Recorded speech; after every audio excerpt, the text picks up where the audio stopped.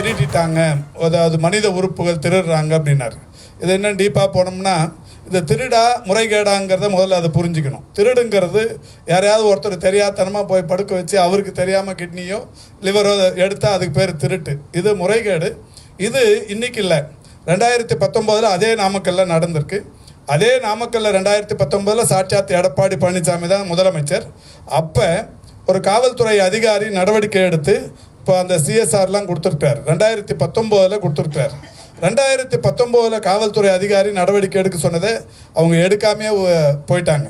அதோட தொடர்ச்சியாக தான் இப்போ எங்களுக்கு பத்திரிகைகள்லையும் ஊடகங்கள்லையும் வந்த செய்தியின் அடிப்படையில் இப்போ நம்ம துறை அதிகாரிகள் ஆய்வு பண்ணி, எல்லா இணை இயக்குநர்கள் ஆய்வு பண்ணி அங்கே தப்பு நடந்திருக்குங்கிறத 2 வாரம் டைம் கொடுத்தோம். ப்ராஜெக்ட் டைரக்டர் தலைமையில் 2 வாரம் போய் விசாரணை நடத்தி அறிக்கை கொடுக்கணும்னு சொன்னோம். இந்த 2 வாரத்துக்குள்ளவே முதல் வாரம் முடித்த உடனே ஒரு பிலிமினரி ரிப்போர்ட்டில் தப்பு நடந்திருக்கிறதுங்கிறது தெரிய வந்ததால் உடனடியாக 2 மருத்துவமனை சஸ்பெண்ட் பண்ணியிருக்கிறோம். இந்த 2 வாரம் கழித்து முழுமையான அந்த ரிப்போர்ட் வந்த உடனே யாரெல்லாம் சம்மந்தப்பட்டவர்கள் இருக்காங்களோ அவங்களுக்கு என்னெல்லாம் டிபார்ட்மெண்டல் ஆக்ஷன், போலீஸ் ஆக்ஷன் எதெல்லாம் இருக்கோ எல்லாமே எடுப்போம். குறிப்பாக வந்து இந்த பள்ளிப்பாளையம் குமாரபாளையம் பக்கத்தில் தான் முதல் பல ஆண்டுகளுக்கு முன்னே இதே மாதிரி இந்த கிட்னி வந்து இப்போ ஏன் அந்த பகுதி மக்களுக்கு ஒரு நம்ம மருத்துவத்துறை சார்பாக ஒரு விழிப்புணர்வு ஏற்படுத்துறதுக்காக பிளான் இருக்கு? அதாவது அந்த மக்களுக்கு மட்டும் இல்லைங்க, ஒட்டுமொத்த இந்தியாவில் இருக்கிற மக்களுக்குமே போதுமான விழிப்புணர்வு ஆர்கான் கொடுக்கக்கூடாதுங்கிறது ஏற்படுத்தப்பட்டிருக்கு. உறுப்பு மாற்று ஆணையம், உறுப்பு மாற்று அறுவை சிகிச்சைகள், இந்த மாதிரியான விஷயங்கள் தொடர்ச்சியாக பேசப்பட்டு இது ஒரு மனிதாபிமானத்தோட மனித நேயத்தோடு செய்யப்படுற விஷயங்கிற மாதிரி. உறுப்பு தானம் பண்ணுறது இப்போ லிவர், கிட்னி அந்த மாதிரி கொடுக்கறதுக்கு உறவினர்கள் எந்த மாதிரியான உறவினர்கள் இருக்கணும், அதுக்கு பிளட் மேட்சிங் எப்படி ஆகணும், இந்த மாதிரியான டீட்டெயில் வந்து ஒவ்வொரு முறையும் சொல்லி நிற்கிறோம், ஒவ்வொரு முறையும் பண்ணி நிற்கிறோம்.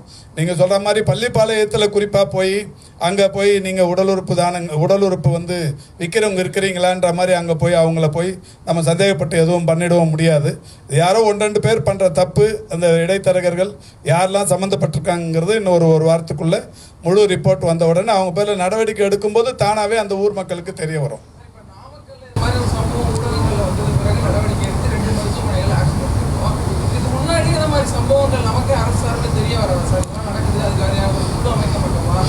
இல்லை, அதாவது தகவல் ஒன்று, அதுக்காக தான் இப்போ தகவல் தெரிஞ்ச உடனே நடவடிக்கை எடுக்கிறோம். இப்போ யார் வந்து ஆர்கன் கொடுக்க போகிறாங்கன்னு யாருக்கு தெரியுங்க?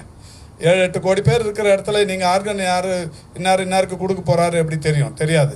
இன்னொன்று, இப்போ வெளிப்படையான ஒரு விஷயம், டிரான்ஸ்பிளான்ட் கமிட்டியில் யாருக்கு தேவைங்கிறத பதிவு பண்ணுறாங்க. பதிவு பண்ணிவிட்டு உறவினர்கள் கொடுத்தா வாங்கிக்கிறாங்க, இல்லைனா பிரெயின் டெத் பேஷண்ட் வந்தால் அவங்க கொடுக்குறாங்க. நம்ம மட்டும்தான் இந்தியாவிலேயே முதல் முறையாக பிரெயின் டெத் பேஷண்ட் வந்து உடல் உறுப்புகளை கொடுத்தவங்களுக்கு அரசு மரியாதைன்னு சொல்லி இன்றைக்கி இந்தியாவில் தொடர்ச்சியாக முதல் இடத்துல இருக்கிறோம். இந்த பட்ஜெட்டில் கூட இந்த பிரெயின் டெத் ஆகி உடல் உறுப்பு தானம் பண்ணுற அந்த மனிதாபிமானத்துக்கு அவங்கள பாராட்டுற வகையில் அவங்களுடைய பெயர்கள்லாம் எல்லா மெடிக்கல் காலேஜ் ஹாஸ்பிட்டல் வாசல்லையும் ஒரு வால் ஆஃப் ஆனர்னு சொல்லி ஒரு சுவர் கட்டி அதில் அவங்க பெயர்களை பர்மனெண்ட்டாகவே பதிவு வைக்க போகிறோம்.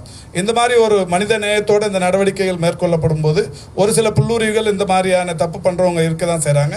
அவங்கள வந்து கண்டுபிடிச்சதுக்கு அப்புறமா தான் நடவடிக்கை எடுக்க முடியுமே தவிர அவங்கவுங்க மனசில் யாருக்கு எந்த திருட்டு எண்ணம் இருக்குன்னு எப்படி போய் கண்டுபிடிச்சிடும்?